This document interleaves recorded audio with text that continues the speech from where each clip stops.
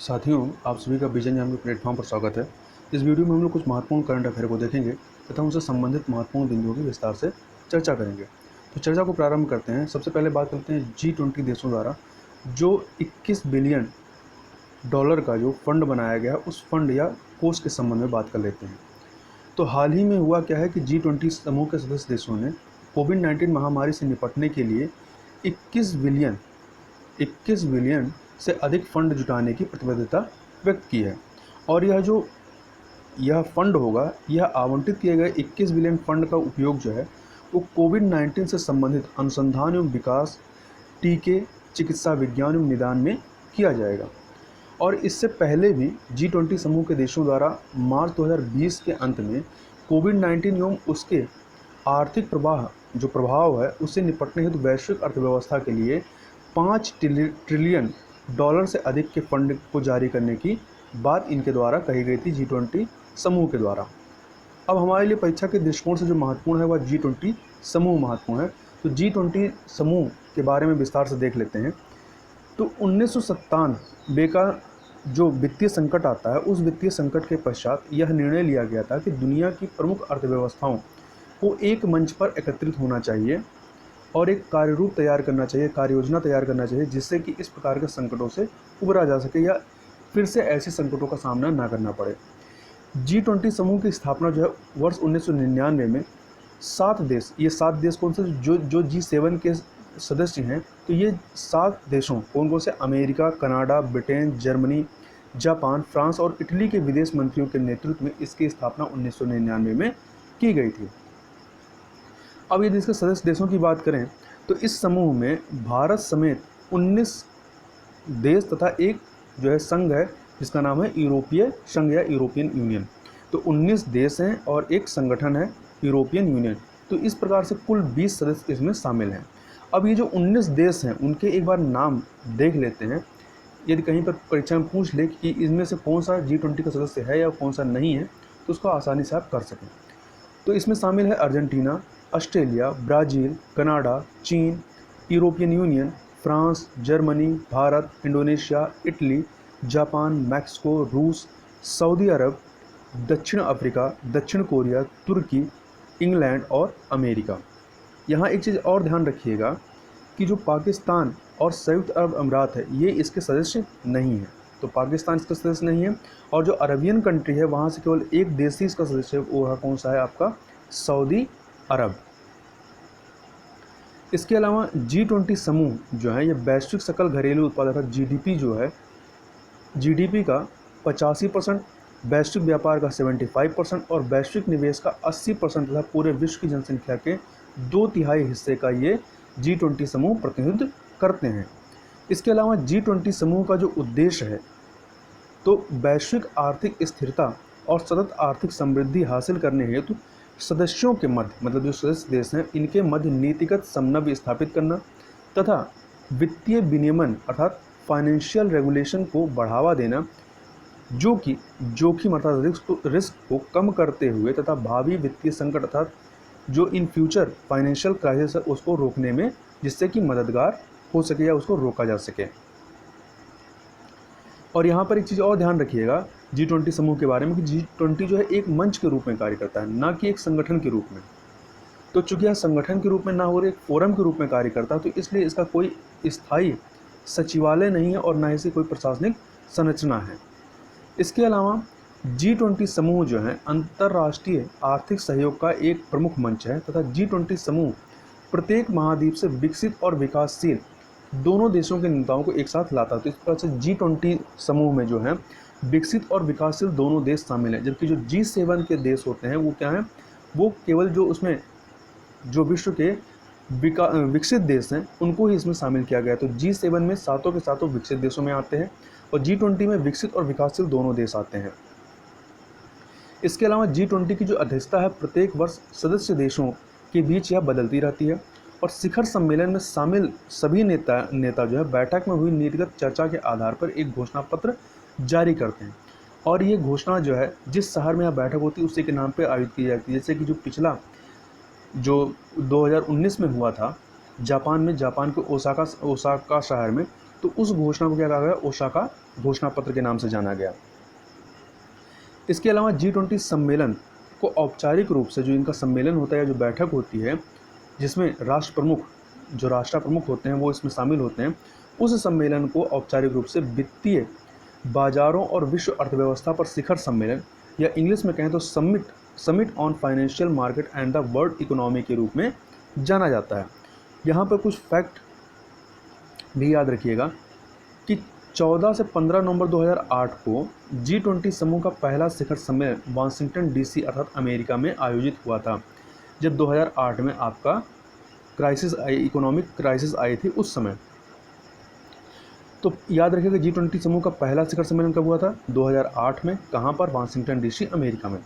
और जो अभी पिछला सम्मेलन इसका हुआ है, जिसको 14वां सम्मेलन कहते हैं, यह आपका जून 2019 में हुआ था, और कहाँ पे, जापान के ओसाका शहर में हुआ था। और जो अभी 2020 में जो प्रस्तावित है, वह प्रस्तावित कहाँ पर है, वह 15वां है और 2020 नवंबर में होना है, और यह सऊदी अरब के रियाद में यह जो सम्मेलन है यह प्रस्तावित है।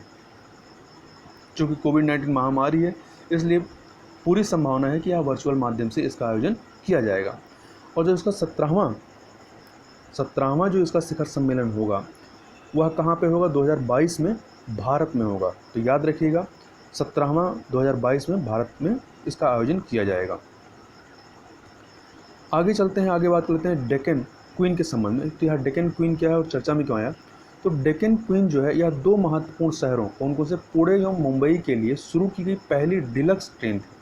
और इसका नाम जो डेक्कन क्वीन है, यह पुणे के नाम पर रखा गया है, और इसे क्वीन ऑफ डेक्कन्स के रूप में भी जाना जाता है। और इसका जो परिचालन जो है, अर्थात यह चलना कब से प्रारंभ होती है, तो यह 1 जून 1930 को यह प्रारंभ हुई थी। इसका परिचालन 1 जून 1930 को शुरू किया गया था, इसलिए प्रत्येक वर्ष 1 जून को इसकी सालगिरह मनाई जाती है। इसी वजह से यह चर्चा में आई थी डेक्कन क्वीन या क्वीन ऑफ डेक्कन्स। और इस ट्रेन के नाम क्या है, कई सारे रिकॉर्ड दर्ज हैं, जिसमें भारत की पहली सुपरफास्ट ट्रेन होने का, पहली लंबी दूरी की इलेक्ट्रिक ढुलाई ट्रेन होने का, पहली महिला स्पेशल ट्रेन होने का, और डाइनिंग की सुविधा प्रदान करने वाली पहली ट्रेन होने का। तो ये सब रिकॉर्ड जो है इस ट्रेन के नाम पर दर्ज हैं। इसके अलावा इसे सेंट्रल रेलवे के अग्रदूत great Indian peninsula railway GIPR द्वारा शुरू किया गया था, और यह वर्तमान में भी मुंबई और पुणे के बीच चलाई जाती है। तथा यहाँ पर कुछ फैक्ट और याद रखिएगा फैक्ट के रूप में, जैसे कि जब यह 1 जून 1930 को यह इसका परिचालन प्रारंभ हुआ, तो यदि यहाँ पर पूछा जाए कि उस समय भारत का गवर्नर कौन था, तो लॉर्ड इरविन जो है उस समय गवर्नर जनरल थे। और लॉर्ड इरविन का कार्यकाल कब से कब तक रहता, तो 1926 से लेकर 1931 तक। इसके अलावा जब हमने रेल की बात की है, तो रेल के संदर्भ में लॉर्ड डलहौजी, जिनका कार्यकाल जो है आपका 1848 से लेकर के 1856, तो यह इनका कार्यकाल रहता है। इनके ही कार्यकाल में ट्रेनों का जो परिचालन होता है वह प्रारंभ होता है। तो डलहौजी के काल में भारत में 1853 में प्रथम रेलवे लाइन बम्बई से थाना के बीच बिछाई गई थी, और प्रथम ट्रेन जो है यह बम्बई से थाना के बीच चलाई गई थी 1853 में। तो पहली तो सबको पता होता है, कई बार होता है कि पहली की दूसरी पूछ जाता है कि दूसरी रेलवे लाइन या दूसरी ट्रेन जो है किसके मध्य चलाई गई थी। तो दूसरी रेलवे लाइन 1854 ईस्वी में कलकत्ता से रानीगंज के बीच बिछाई गई थी, और कलकत्ता से रानीगंज के बीच चलाई गई थी। इसके अलावा लॉर्ड कर्जन जिसका कार्यकाल 1899 से लेकर के 1905 तक रहता है, तो लॉर्ड कर्जन के समय में सर्वाधिक रेलवे लाइन बिछाई गई थी। प्रारंभ आपका लॉर्ड डलहौजी के समय में होता है, परंतु यदि कहा जाए सर्वाधिक रेलवे लाइन किसके कार्यकाल में बिछाई गई, तो लॉर्ड कर्जन के समय में बिछाई गई। और लॉर्ड कर्जन के ही कार्यकाल में 1905 में रेलवे बोर्ड का भी गठन किया गया था। इसके अलावा कुछ रेलवे के संबंध में कुछ महत्वपूर्ण कथन है जिनसे परीक्षा में प्रश्न बनता है, जैसे कि कार्ल मार्क्स ने भारत में रेलवे के विकास को लेकर कहा था कि यही रेलवे भारत में एकीकरण और आधुनिकीकरण का मार्ग प्रशस्त करेगी। इसके अलावा कलकत्ता की एक पत्रिका जिसका नाम है सहचर, इस पत्रिका ने रेलवे के विकास को अंग्रेजों के लिए हथकड़ी की संज्ञा दी थी। तो यह दोनों कथन याद रखिएगा, पूछा जा सकता है कि यह किसका कथन रहा है। आगे चलते हैं, आगे बात करते हैं कैमन द्वीप के संबंध में। कैमन द्वीप तो देखते हैं कॉन्टेक्स्ट क्या है कि कैमन द्वीप चर्चा में क्यों आया है।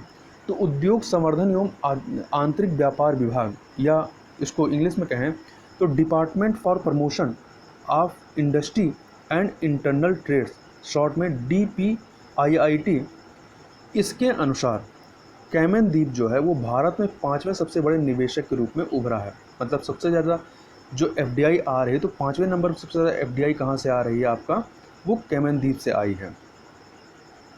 और इस द्वीप से जो प्रत्यक्ष विदेशी निवेश तथा FDI है, फॉरेन डायरेक्ट इन्वेस्टमेंट जो है, यह वर्ष 2019-20 में 3 गुना से बढ़ करके $3.7 बिलियन हो गया, जो कि वर्ष 2018-19 में कितना था, 1 बिलियन, और 17-18 में $1.23 बिलियन था। इसके अलावा यदि बात किया जाए कि भारत, यहाँ पर एक फैक्ट याद रखिएगा कि भारत 2019 में प्रत्यक्ष विदेशी निवेश अर्थात FDI आकर्षित करने वाले शीर्ष 10 देशों में शामिल रहा है। इसके अलावा एक रिपोर्ट है जिसका नाम है वैश्विक निवेश रिपोर्ट या वर्ल्ड इन्वेस्टमेंट रिपोर्ट या ग्लोबल इन्वेस्टमेंट रिपोर्ट। तो यह रिपोर्ट जो है यह किसके द्वारा जारी की जाती है, तो यह एक संस्था है अंकटाड, संयुक्त राष्ट्र की संस्था। तो इस संस्था के द्वारा यह रिपोर्ट जारी की जाती है जिसमें विभिन्न देशों में कितना निवेश आया उन सब के बारे में इसमें बताया जाता है। और अंकटाड का पूरा नाम क्या है, संयुक्त राष्ट्र व्यापार एवं विकास संगठन। तो यह फैक्ट याद रखिएगा कि वैश्विक निवेश रिपोर्ट किसके द्वारा प्रदर्शित की जाती है, तो अंकटाड के द्वारा किया जाता है। और इसके अलावा भारत में सबसे अधिक निवेश जो है वो कहाँ से आया है, वो सिंगापुर से, और फिर दूसरे नंबर पर मॉरिशस से आता है।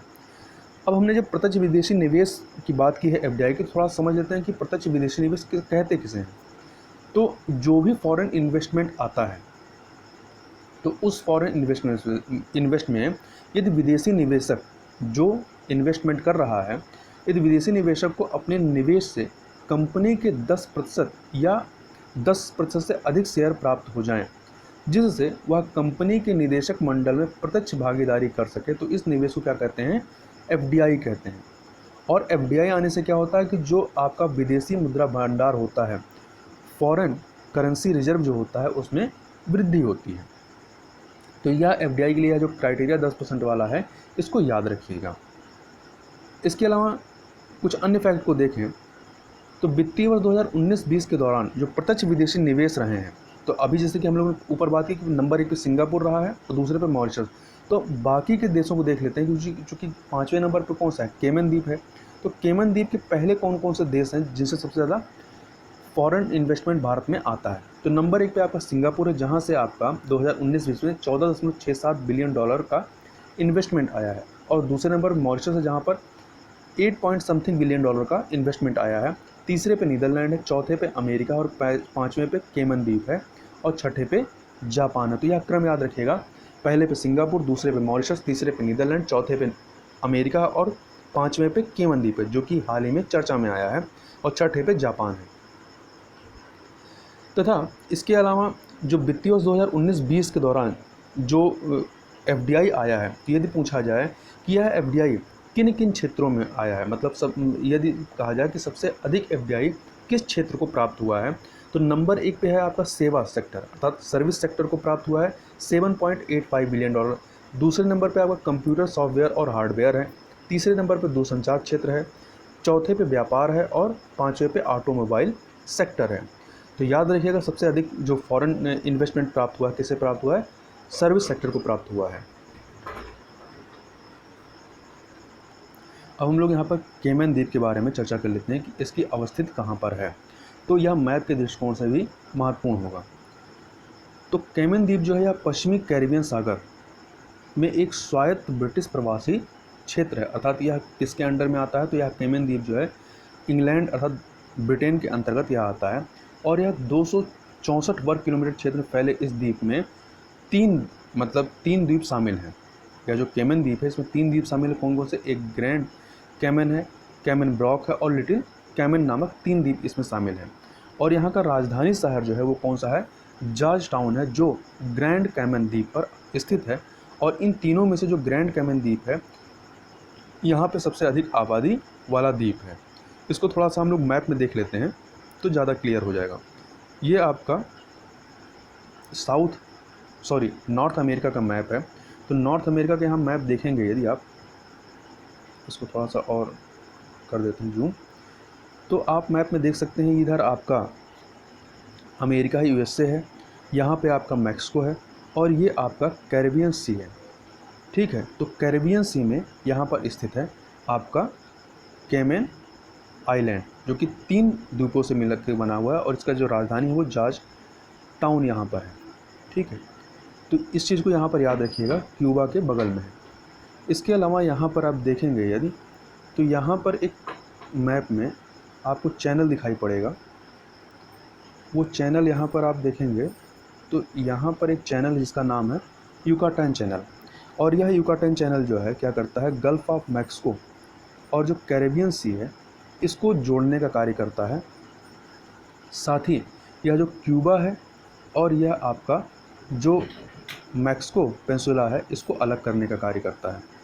साथ ही यहीं पर आप मैप में देखेंगे तो यहाँ पर आपका ये फ्लोरिडा वाला हिस्सा है, तो यहीं पर आपका स्टेट ऑफ फ्लोरिडा है। फ्लोरिडा जल संधि है जो क्या करती है, यह आपका फ्लोरिडा और क्यूबा को अलग करती है, और इधर गल्फ ऑफ मैक्सिको को क्या करती है, इधर आपका यहाँ पर सारगोसो सी है, इसको जोड़ने का कार्य करती है। तो इन सारी चीज़ों को यहाँ पर याद रखिएगा। इसके अलावा एक फैक्ट और याद रखिएगा, यहीं से होकर के क्यूबा के बगल से ही, क्यूबा को टच नहीं करती है बल्कि क्यूबा के बगल से होकर के आपका जो ट्रॉपिक ऑफ कैंसर है वो यहाँ से गुजरती है। तो ट्रॉपिक ऑफ कैंसर अर्थात कर्क रेखा यहाँ से गुजरती है। तो इस प्रकार से कर्क रेखा मैक्सिको से होकर के गुजरती है और क्यूबा के ऊपर से। आगे चलते हैं, आगे बात कर लेते हैं इंटरनेट नियंत्रित रोबोट के संबंध में। तो इंटरनेट कंट्रोल्ड रोबोट जिसका नाम दिया गया है कोरोबॉट, इसके बारे में देख लेते हैं। तो महाराष्ट्र में ठाणे के इंजीनियर प्रतीक तिरोणकर ने कोविड-19 रोगियों का इलाज करने वाले अस्पतालों की ज़रूरतों को पूरा करने के लिए पहला इंटरनेट नियंत्रित रोबोट बनाया है। यह रोबोट क्या है, इंटरनेट से नियंत्रित किया जा सकेगा। अब इसका फ़ायदा क्या है, तो नर्स, वार्ड स्टाफ या अन्य देखभाल करने वाले लोगों की उपस्थिति के बिना कोविड-19 के रोगियों के लिए उपयोगी इस रोबोट को क्या नाम दिया गया है, कोरोबॉट नाम दिया गया है। तो ये कहीं पूछ ले परीक्षा में कि कोरोबॉट क्या है, तो याद रखिएगा यह इंटरनेट नियंत्रित रोबोट है। और यह करेगा क्या, तो यह स्वतंत्र रूप से भोजन, पानी, पेय पदार्थ, दवाइयाँ और यहाँ तक कि रोगियों को कुछ अच्छी सलाह देने का भी कार्य यह करेगा। तो इस प्रकार से क्या होगा कि यह रोगी के साथ नर्सों या वार्ड स्टाफ की शारीरिक उपस्थिति या संपर्क की आवश्यकता को समाप्त करता है। इससे क्या है कि रोगी से जो नर्स या जो वार्ड स्टाफ हैं उनको कोविड-19 के प्रसार होने का जो खतरा है वह न्यूनतम हो जाएगा। तथा इसके बारे में कुछ अन्य फैक्ट याद रखिएगा, बहुत याद करने की ज़रूरत नहीं है पर इसको देख लेते हैं। इसका जो डिज़ाइन एवं निर्माण है वो एक स्टार्टअप कंपनी है जिसका नाम है PNT सॉल्यूशन। तो इस PNT सॉल्यूशन जो कि आपका मुंबई के डोंबिवली में स्थित है, इसके संस्थापक प्रतीक तिरोड़कर ने इसका डिज़ाइन और इसका निर्माण किया है। और कंपनी ने इंटरनेट ऑफ थिंग्स तकनीक का उपयोग करके दुनिया के किसी भी स्थान से कोरोबॉट को संचालित करने के लिए एक विशेष ऐप बनाया। मतलब इसको आप इंटरनेट ऑफ थिंग के माध्यम से कहीं से भी इसको आप संचालित कर सकते हैं, और इस प्रकार दुनिया में कहीं भी इस तकनीक को चिकित्सा क्षेत्र में स्थापित किया जा सकता है। और इसको अभी वर्तमान में कहाँ स्थापित किया गया, तो वर्तमान में जो पहला कोरोबॉट है यह मुंबई का एक जगह है कल्याण, यहाँ पर एक हॉस्पिटल जिसका नाम है हॉली क्रॉस हॉस्पिटल, इसमें इसको सफलतापूर्वक स्थापित किया गया है। आगे चलते हैं, आगे बात कर लेते हैं हम लोग मैग्नेटो कैलोरिक सामग्री या मैग्नेटो कैलोरिक मटेरियल के संबंध में। तो हुआ यह है कि एक संस्था है जिसका नाम है पाउडर धातुकर्म एवं नई सामग्री के लिए अंतर्राष्ट्रीय उन्नत अनुसंधान केंद्र, यदि इंग्लिश में देखें तो international advanced research centre for power metrology and new materials, जो शॉर्ट में हम लोग क्या कहते हैं ARCI के नाम से जानते हैं। तो इस संस्था के वैज्ञानिकों ने कैंसर के इलाज के लिए एक रेयर अर्थ मेटल आधारित मैग्नेटो कैलोरिक सामग्री या rare earth based magneto caloric material जो है विकसित की है। अब प्रश्न उठता है कि यह जो मैग्नेटो कैलोरिक सामग्री या मटेरियल होती है होती क्या है। तो तो मैग्नेटोकैलोरिक सामग्री जो होती है वह सामग्री है जिसमें चुंबकीय क्षेत्र, जो चुंबकीय फील्ड है, उसके अनुप्रयोग, मतलब इंग्लिश में कहें तो अनुप्रयोग को एप्लीकेशन एवं निष्कासन, अर्थात एप्लीकेशन एवं रिमूवल से सामग्री जो होती है वो क्या होती है, वह पदार्थ गर्म या ठंडी बन जाती है। तो इसी प्रक्रिया का इस्तेमाल जो है वो कैंसर के इलाज के लिए किया जाएगा। अब यहाँ पे ये जो संस्था है ARCI, international advance research centre for powder, वहाँ पे पावर नहीं बल्कि पाउडर है, powder metrology and new materials, या हिंदी में पाउडर धातुकर्म एवं नई सामग्री के लिए अंतर्राष्ट्रीय उन्नत अनुसंधान केंद्र।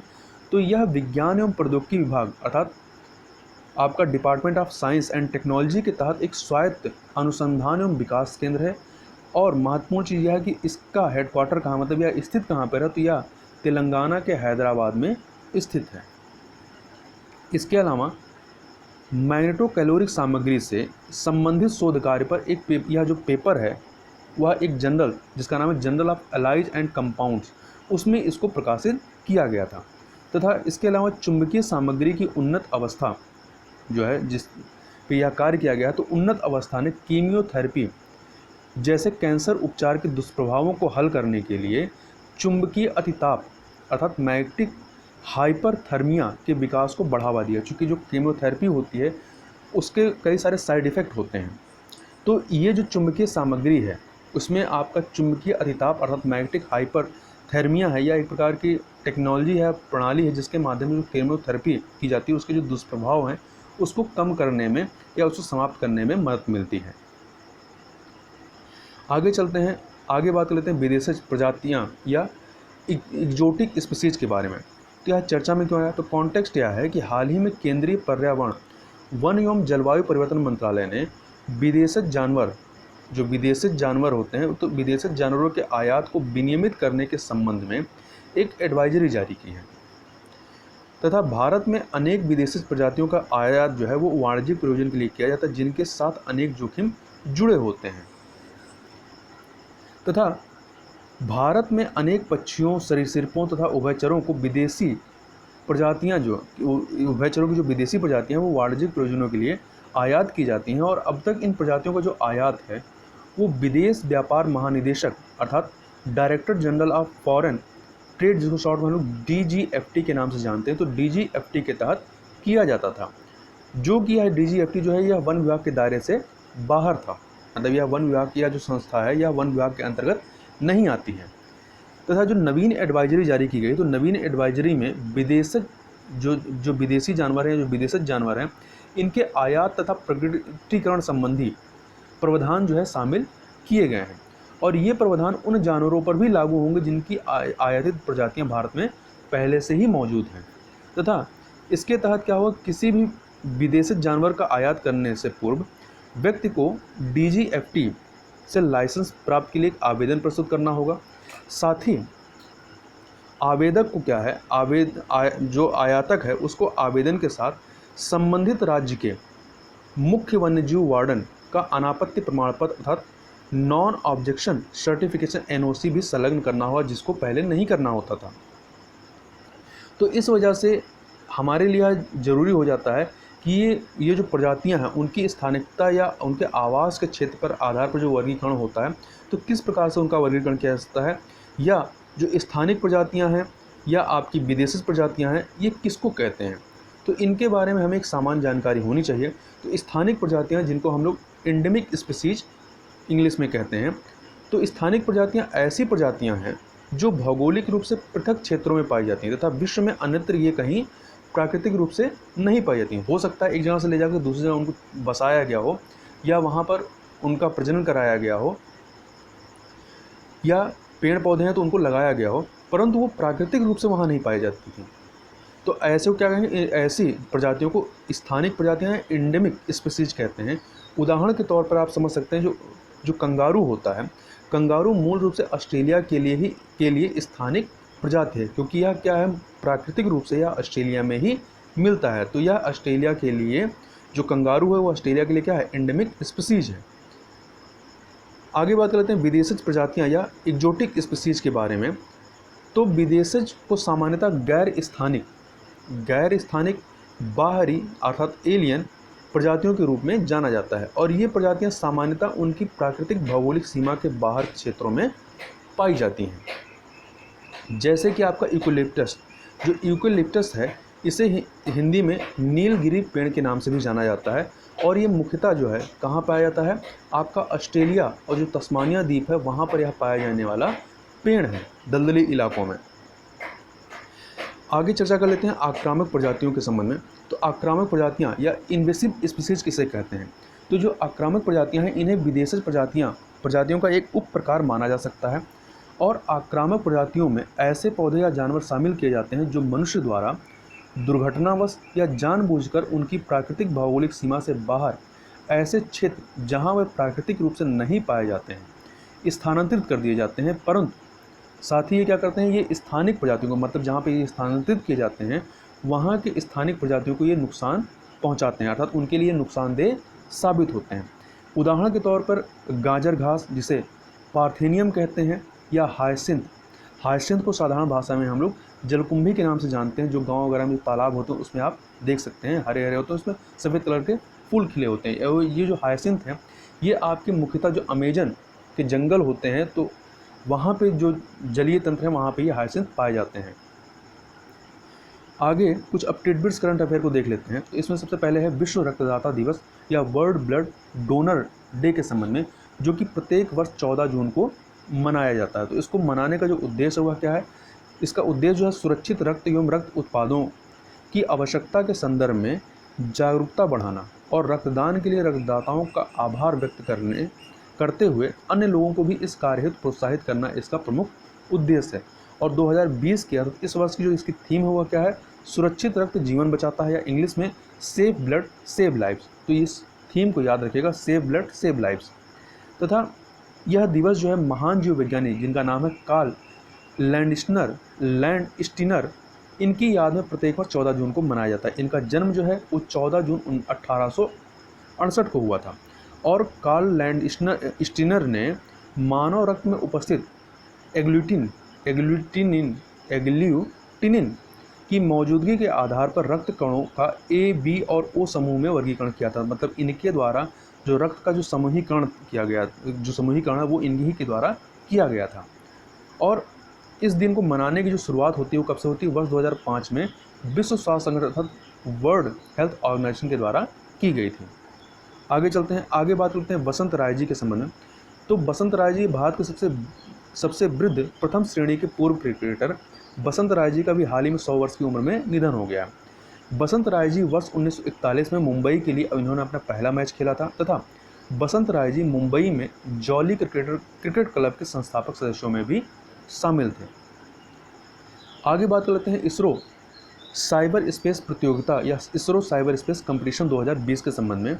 तो इसरो ने स्कूली छात्रों में कक्षा 1 से लेकर कक्षा 12 के लिए ऑनलाइन प्रतियोगिताएं शुरू की हैं या एक पहल प्रारंभ किया है जिसको आपका इसरो साइबर स्पेस कंपटीशन नाम दिया गया है। इस प्रतियोगिता के अंतर्गत स्कूली छात्रों के लिए 4 वर्गों में अंतरिक्ष विज्ञान और प्रौद्योगिकी पर केंद्रित प्रतियोगिताओं का आयोजन किया जा रहा है।